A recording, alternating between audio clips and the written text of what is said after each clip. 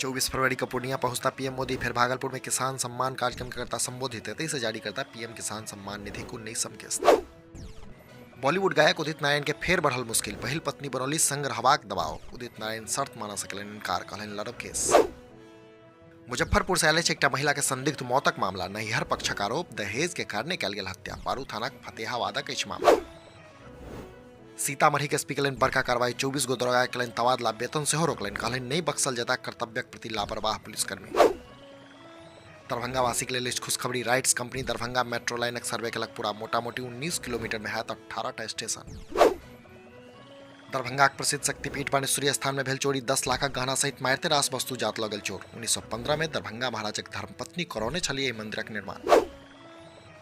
दरभंगा जयनगर रेलखंडक है दोहरीकरण, final location survey काज भेल शुरू, कुल 68 किलोमीटर लंबाई रेलखंड।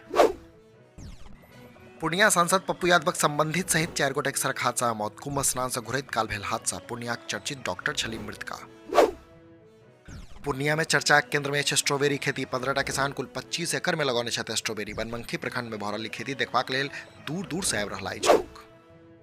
सहरसा में कयल गेल अवैध मेडिकल सेंटर सब पर कार्रवाई, गैर लाइसेंसी अल्ट्रासाउंड आ पैथोलॉजी लैब सील। जिलाधिकारी के निर्देश पर लेल गेल एक्शन।